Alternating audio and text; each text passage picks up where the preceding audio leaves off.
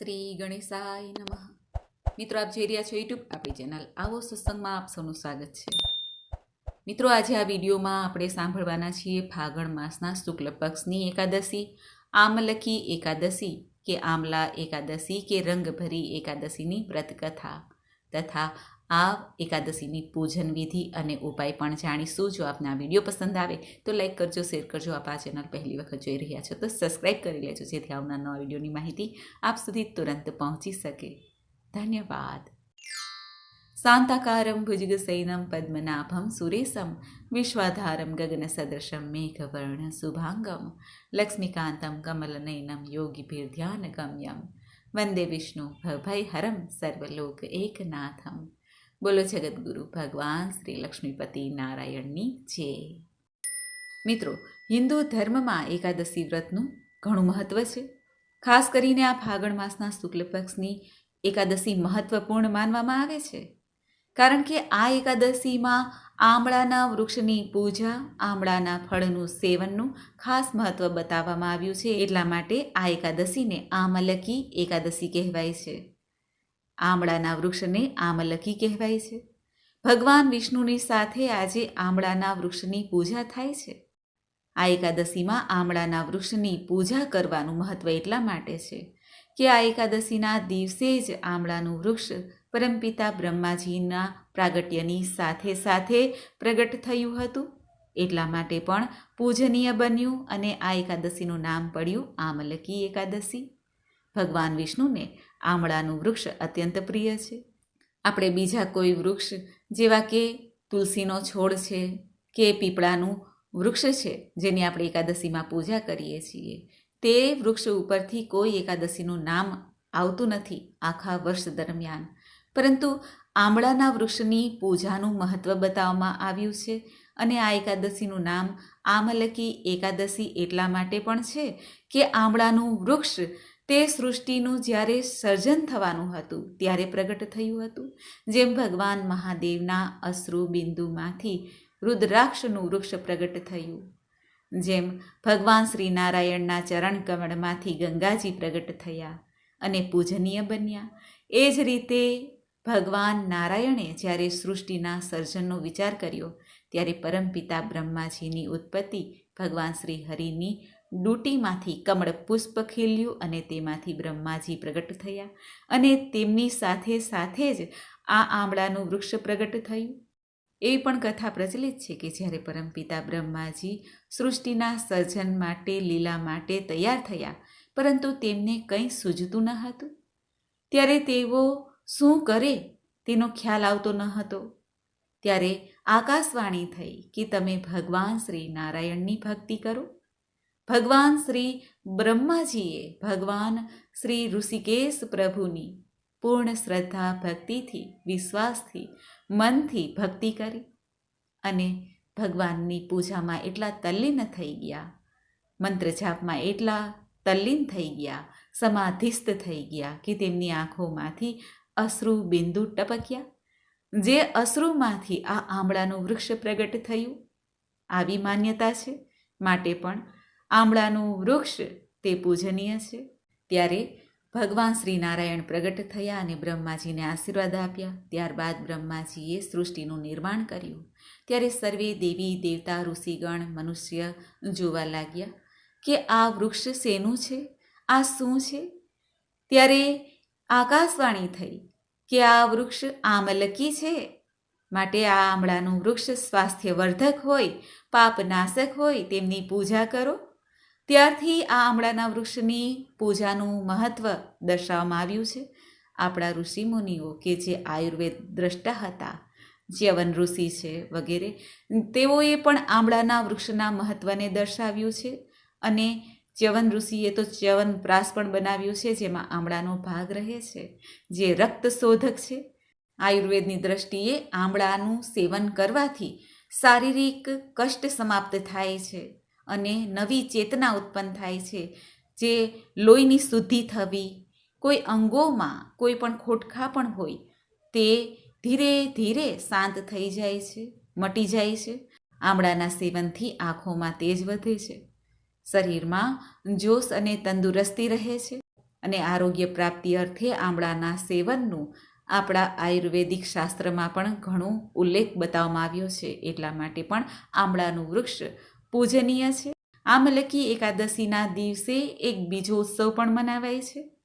આ આમલકી એકાદશીને રંગભરી એકાદશી કહેવાય છે, કારણ કે આજે ભગવાન મહાદેવ અને દેવી પાર્વતી પ્રથમ વખત કાશીમાં પધાર્યા અને રંગ ઉત્સવ ખેલાયો, હોળી ધૂળેટી ખેલાણી. એટલા માટે આજે આ એકાદશીને રંગભરી એકાદશી પણ કહેવાય છે. આજથી હોળી ખેલનો પ્રારંભ થાય છે. આ આમલકી એકાદશીના દિવસે આમળાના વૃક્ષનું પૂજન કરીને ભગવાન નારાયણની પૂજા પણ વૃક્ષ નીચે કરી શકાય છે. ભગવાનને આમળાનો ભોગ ધરાય છે. આમળાના વૃક્ષ નીચે બેસીને ફલાહાર આદિ પણ કરી શકાય છે. આમળાના વૃક્ષના દરેક હિસ્સામાં ભગવાન શ્રી નારાયણનો વાસ મનાય છે, દેવી દેવતાઓનો વાસ મનાય છે. જેમ પીપળાનું વૃક્ષ પૂજનીય છે, તેવી જ રીતે આમળાનું વૃક્ષ અતિ પૂજનીય છે. આમળાના વૃક્ષના મૂળમાં એટલે કે જળમાં ભગવાન વિષ્ણુનો વાસ, અને વચ્ચે થડમાં જે ભગવાન શિવજીનો વાસ, અને ઉપરના જે પત્ર ડાળ આદિ છે ત્યાં પરમપિતા બ્રહ્માજીનો વાસ મનાય છે. અને આમળાના વૃક્ષની જે ડાળીઓ છે ત્યાં ઋષિ મુનિઓ દેવતાઓનો વાસ, અને દરેક પત્રમાં વસુનો વાસ, અને આમળાના પુષ્પમાં મરુદગણોનો વાસ, અને આમળાના ફળમાં દરેક પ્રકારના પ્રજાપતિઓનો વાસ મનાય છે. કહેવાય છે કે આમળાના વૃક્ષનું સ્મરણ માત્રથી ગૌદાન સમાન પુણ્ય પ્રાપ્ત થાય છે, અને આમળાના વૃક્ષના સ્પર્શ માત્રથી જ સર્વ કાર્યમાં 2 ગણો લાભ પ્રાપ્ત થાય છે. જે પણ આપણે શુભ કાર્ય કરીએ, ભગવાનની ભક્તિ કરીએ કે દાન પુણ્ય કરીએ, આમળાના ફળનું આજના દિવસે જ નહીં પરંતુ નિત્ય સેવન કરીએ તો પણ 3 ગણું પુણ્ય પ્રાપ્ત થાય છે. માટે સ્પષ્ટ થાય છે કે આમળાનું વૃક્ષથી જોડાયેલ દરેક ચીજ વ્યક્તિને અપ્રતિમ લાભ પહોંચાડે છે. એટલા માટે પણ આ આમલકી એકાદશીનું ખાસ મહત્વ છે.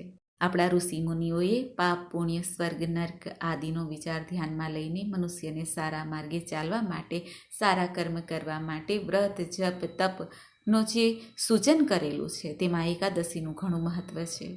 એકાદશી જે મહિનામાં 2 વખત આવે છે, સુદ પક્ષ અને વદ પક્ષમાં.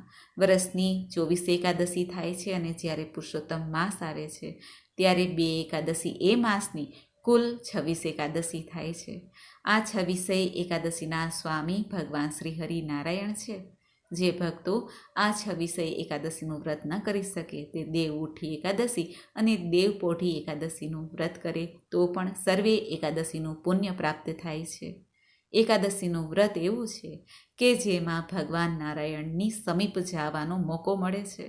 એકાદશી મૈયા કે જે ભગવાન શ્રી હરિના તેજમાંથી ઉત્પન્ન થયા છે, માટે આ તિથિ ઘણી પુણ્ય આપનારી છે, પાપોને નષ્ટ કરનારી છે, 1000 અશ્વમેઘ યજ્ઞનું પુણ્ય પ્રાપ્ત કરાવનારી છે, અનેક ગાયોના દાનનું પુણ્ય પ્રાપ્ત કરાવનારી છે.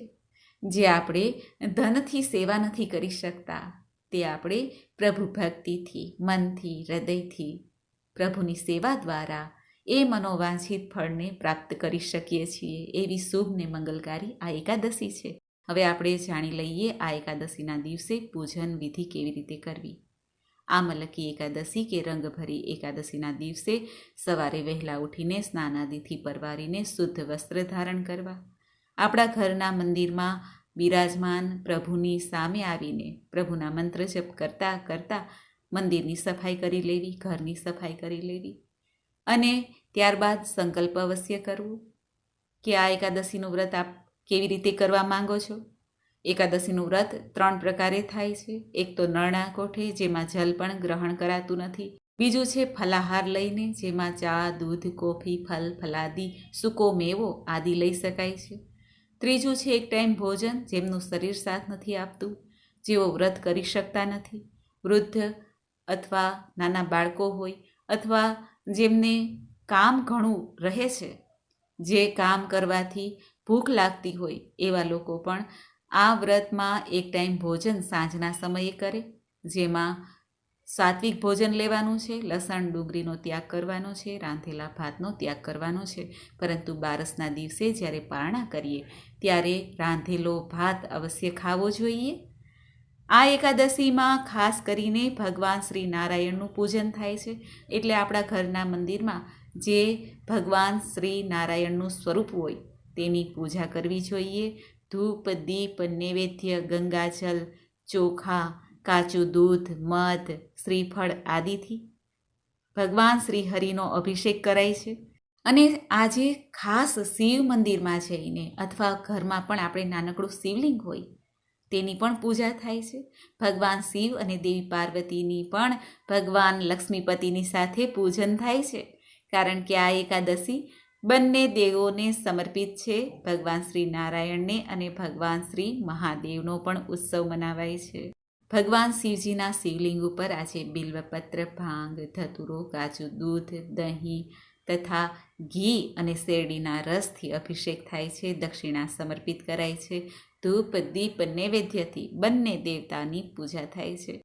પરંતુ આજના દિવસે ખાસ કરીને આ આમલકી એકાદશીના દિવસે ભગવાન શ્રી પરશુરામની પૂજા થાય છે. ભગવાન શ્રી નારાયણની સામે આપણે હાથ જોડીને સંકલ્પ કરવાનો હોય છે કે આ એકાદશીનું વ્રત કેવી રીતે કરવું છે. આજના દિવસે ભગવાનને તલ, કુશ આદિથી પૂજન થાય છે. માખણ મિશ્રીનો ભોગ લાગે છે. ભગવાનને આમળાનો ભોગ સમર્પિત કરાય છે. તુલસી દલ સાથે તુલસીજીની પૂજા થાય છે. પીપળાના વૃક્ષની પૂજા થાય છે. ગાય માતાની સેવા કરાય છે. આ ઉપરાંત ખાસ થાય છે આમળાની પૂજા, આમળાના વૃક્ષની પૂજા. ભગવાનની સામે એકાદશીના વ્રતનો સંકલ્પ આ રીતે થાય છે કે હે પ્રભુ, હું સફળતાપૂર્વક આપની એકાદશીનો વ્રત કરી શકું એ માટે મને શક્તિ પ્રદાન કરજો. હે પ્રભુ, હે હરિ, મને આપની શરણમાં રાખજો. આમ બોલીને ભગવાનની પૂજાનો આરંભ થાય છે.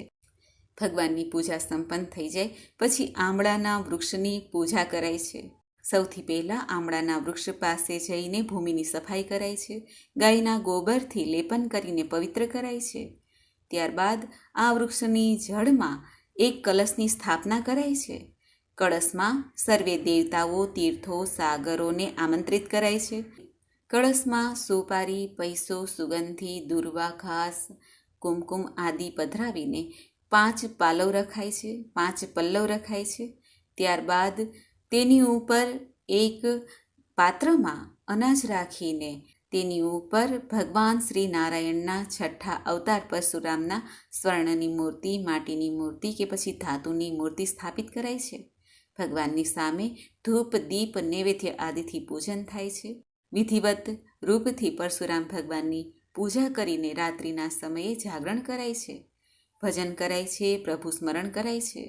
ત્યારબાદ બીજા દિવસે દ્વાદશી આવે છે. ત્યારે સવારે વહેલા ઉઠીને બ્રાહ્મણોને ભોજન કરાવવાનો સંકલ્પ કરાય છે અથવા સીધું સામગ્રી દાન કરાય દક્ષિણા સહિત. ત્યારે જે આપણે આ કળશની સ્થાપના કરી છે, જે આપણે પરશુરામ ભગવાનની મૂર્તિ રાખી છે, તે મૂર્તિ સહિત કળશને બ્રાહ્મણને દાન દેવાનું હોય છે, ભેટ આપવાનું હોય છે. ત્યારબાદ આ પારણા સંપન્ન થાય છે, જલ ગ્રહણ કરી શકાય છે. પરંતુ કહેવાય છે કે જો આમળાનું વૃક્ષ ન હોય તો ખેજડીના વૃક્ષની પણ પૂજા આજના દિવસે કરી શકાય છે. અને તે પણ ન હોય તો ઘેરે આપણે એક બાજોટ ઢાળીને આ કળશની સ્થાપના કરી શકાય છે પ્રભુનું સ્મરણ કરીને. આ રીતે આ આમલકી એકાદશીનું વ્રત સંપન્ન થાય છે. મિત્રો, આમલકી એકાદશીના દિવસે જો વ્રત થાય કે ન થાય, પરંતુ કથા સાંભળવાનો પણ મહિમા છે. હવે આપણે સાંભળીએ આ આમલકી એકાદશીની વ્રત કથા. બોલો ભગવાન શ્રી લક્ષ્મીપતિની જય.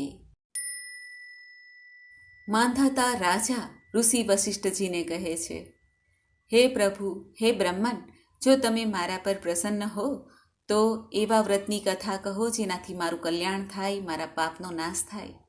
આ સાંભળીને મહર્ષિ વશિષ્ઠજી કહે છે, હે રાજન, બધા વ્રતોમાં ઉત્તમ અને અંતમાં મોક્ષ આપનાર આમલકી એકાદશીના વ્રતની કથા હું તમને સંભળાવું છું, તે આપ ધ્યાનપૂર્વક સાંભળો. આ વ્રત ફાગણ માસના શુક્લ પક્ષમાં આવે છે.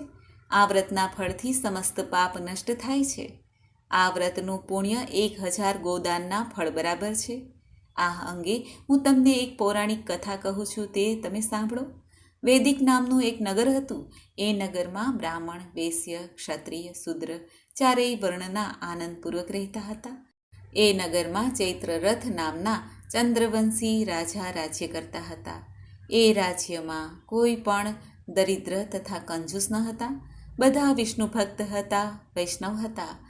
ત્યાંના બધા નિવાસી વૃદ્ધથી બાળક સુધીના દરેક એકાદશીનું વ્રત અવશ્ય કરતા હતા.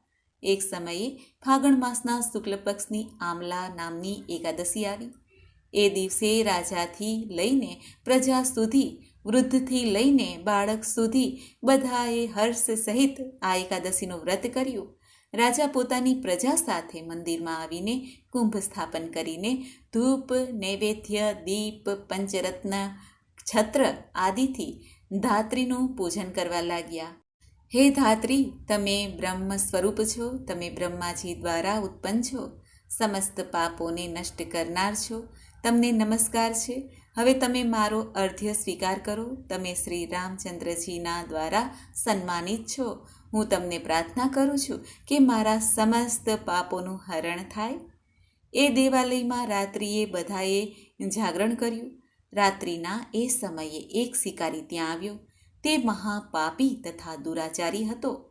પોતાના કુટુંબનું ભરણ પોષણ તે જીવ હિંસાથી કરતો હતો.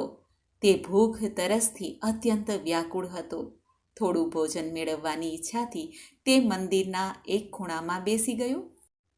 તે જગ્યાએ બેસીને તે વિષ્ણુ ભગવાનની કથા તથા એકાદશી મહાત્મય સાંભળવા લાગ્યો. આ રીતે શિકારીએ આખી રાત અન્ય લોકોની સાથે જાગરણ કરીને વિતાવી. પ્રાતઃકાળ થતાં બધા પોતપોતાના ઘરે ગયા. થોડા સમય વીતતા તે શિકારીનું મૃત્યુ થયું. તેના આમલકી એકાદશીના વ્રત અને જાગરણના પ્રભાવથી એક રાજાને ત્યાં જન્મ થયો. તેનું નામ બસુરથ રાખવામાં આવ્યું. તે મોટો થયો ત્યારે તે ચતુરંગીણી સેના સહિત ધન ધાન્યથી યુક્ત થઈને 1,000 ગ્રામોનું પાલન કરવા લાગ્યો. તે તેજમાં સૂર્ય સમાન, કાંતિમાં ચંદ્ર સમાન, વીણામાં વિષ્ણુ ભગવાનની સમાન અને ક્ષમામાં પૃથ્વી સમાન હતો. તે અત્યંત ધાર્મિક, સત્યવાદી, કર્મવીર અને વિષ્ણુ ભક્ત હતો. તે પ્રજાનું સમાન ભાવથી પાલન કરતો. તે સદૈવ યજ્ઞ કરતો. દાન આપવું તેનું નિત્ય કર્તવ્ય હતું. એક દિવસ રાજા શિકાર કરવા વનમાં ગયા. તે વનમાં રસ્તો ભૂલી ગયા અને દિશા જ્ઞાન ન હોવાને કારણે વનમાં વૃક્ષ નીચે સૂઈ ગયા. એ સમયે ડાકુ ત્યાં આવ્યા અને રાજાને એકલા જોઈને મારો મારો કહીને તૂટી પડ્યા. તે ડાકુઓ કહેવા લાગ્યા કે આ દુષ્ટ રાજાએ અમારા માતા, પિતા, પુત્ર, પૌત્ર આદિ સંબંધીઓને માર્યા છે તથા દેશ નિકાલ કર્યો છે. તેથી આને હવે અવશ્ય મારવો જોઈએ. આવું કહીને તે ડાકુ રાજાને મારવા લાગ્યા. અસ્ત્ર શસ્ત્રનો પ્રહાર કરવા લાગ્યા. તે અસ્ત્ર શસ્ત્ર રાજાના શરીર પર પડતા જ નષ્ટ થઈ જતા. ડાકુઓના અસ્ત્ર શસ્ત્ર દ્વારા જે પ્રહાર થતા હતા રાજા ઉપર, તેનાથી રાજા મૂર્છિત થઈ ગયા. એ સમયે રાજાના શરીરમાંથી એક દિવ્ય દેવી પ્રગટ થયા. તે દેવી અત્યંત સુંદર વસ્ત્રો તથા આભૂષણોથી અલંકૃત હતા. તેમની ભ્રમરો ત્રાસી હતી. આંખમાંથી લાલ લાલ અગ્નિ નીકળતો હતો. તે સમયે તે કાળના સમાન પ્રતીત થતા હતા. તે એ ડાકુઓને મારવા દોડ્યા અને સમસ્ત ડાકુઓને મારી નાખ્યા. જ્યારે રાજા જાગ્યા ત્યારે તે ડાકુઓને મરેલા જોઈને વિચારવા લાગ્યા. રાજા વિચારે છે કે આ શત્રુઓને કોણે માર્યા? આ વનમાં મારું કોણ હિતેછી છે? જ્યારે રાજા આવો વિચાર કરતા હતા ત્યારે આકાશવાણી થઈ, હે રાજન, આ સંસારમાં વિષ્ણુ ભગવાનના સિવાય તારું કોણ રક્ષા કરે? રાજા પોતાના નગરમાં પાછા ફર્યા અને સુખપૂર્વક રાજ્ય કરવા લાગ્યા. મહર્ષિ વસિષ્ઠજી માંધાતા રાજાને કહે છે, હે રાજન, આ બધા આમલકી એકાદશીના વ્રતના પ્રભાવથી જ સંભવ હતું. જે કોઈ ભક્તો આ આમલકી એકાદશીનું વ્રત કરે છે, આ કથા સાંભળે છે, સંભળાવે છે, તે વિષ્ણુલોકમાં જાય છે. એમાં કોઈ સંદેહ નથી. એવી રીતે બ્રહ્માંડ પુરાણમાં ફાગણ માસના શુક્લ પક્ષની આમલકી નામની એકાદશીનું મહાત્મય કહેલું છે. બોલો ભગવાન શ્રી લક્ષ્મીપતિની જય. તો મિત્રો, આપણે સાંભળી આમલકી એકાદશીની વ્રતકથા, મહિમા, મુહૂર્ત. મને આશા છે કે આપને આ વિડીયો જરૂર પસંદ આવ્યો હશે. હવે આપણે જાણીએ કે આ આમલકી એકાદશીના દિવસે આપણે કયા એવા શુભ ઉપાય કરવા જેથી જીવનમાં આવે સુખ સમૃદ્ધિ, પાપોનું પણ શમન થાય. બીમારીથી રક્ષા પ્રાપ્ત કરવા માટે આજે આંબળાના વૃક્ષમાં ભગવાન શ્રી નારાયણનું પૂજન કરવાથી લક્ષ્મી દેવી સહિત કહેવાય છે કે આંબળાની છાયામાં બેસીને જો ભોજન કરવામાં આવે અર્થાત ફલાદી લેવામાં આવે તો પાપ અને બીમારીનું શમન થાય છે. આંબળાના વૃક્ષ નીચે બેસીને ભગવાન નારાયણના મંત્ર જાપ કરવામાં આવે, દાન પુણ્ય કરવામાં આવે તો પણ સર્વે મનોકામના પૂર્ણ થાય છે, બીમારીથી રક્ષા પ્રાપ્ત થાય છે. કેરિયરમાં જો તરક્કી પ્રાપ્ત કરવી હોય તો આજે આંબળાના વૃક્ષ પાસે બેસીને ભગવાન વિષ્ણુની પૂજા કરવી જોઈએ. શિવલિંગ પર જલધારા ચડાવવાથી અને આંબળાની જે પત્તીઓ છે તે ભગવાન મહાદેવના શિવલિંગ ઉપર અર્પિત કરવાથી લાભની પ્રાપ્તિ થાય છે. કેરિયરમાં તરક્કીના અવસર પ્રાપ્ત થાય છે. આમલકી એકાદશીના દિવસે જે કાંઈ જપ, તપ, વ્રત, દાન, પુણ્ય કરવામાં આવે તે અક્ષય થઈ જાય છે. એટલા માટે પણ આ આમલકી એકાદશીનો લાભ પ્રાપ્ત કરી લેવો જોઈએ. ભવિષ્ય સ્કંદ પુરાણ અને વિષ્ણુ પુરાણ અનુસાર ભગવાન વિષ્ણુ, માતા લક્ષ્મી અને આંબળાના વૃક્ષની પૂજા કરવાથી કહેવાય છે કે જીવનમાં રહેલ તમામ કષ્ટ, આધિ, વ્યાધિ, ઉપાધિનું હરણ થાય છે. આંબળાના વૃક્ષની જળમાં કાચું દૂધ ચડાવવું, રોલી, અક્ષત, પુષ્પ, ગંધ આદિથી આંબળાના વૃક્ષની પૂજા કરાય છે અને પ્રદક્ષિણા કરાય છે. આંબળાના વૃક્ષ નીચે દીપદાન કરવાથી પણ સુખ સમૃદ્ધિ આવે છે. કહેવાય છે કે આમલકી એકાદશીના દિવસે રાત્રિ જાગરણ કરીને જો હરિકીર્તન કરવામાં આવે તો મનુષ્ય દરેક પાપમાંથી છૂટી જાય છે અને સહસ્ર ગોદાન અને યજ્ઞનું ફળ પ્રાપ્ત કરે છે. એવો મહિમા છે આ આમલકી એકાદશીનો. હરે રામ, રામ રામ, હરે હરે, હરે કૃષ્ણ, કૃષ્ણ કૃષ્ણ, હરે હરે. બોલો જગતગુરુ ભગવાન શ્રી લક્ષ્મીપતિ નારાયણની જય. મિત્રો, મને સાંભળવા માટે ધન્યવાદ. આપ સૌને મારા જય શ્રી કૃષ્ણ.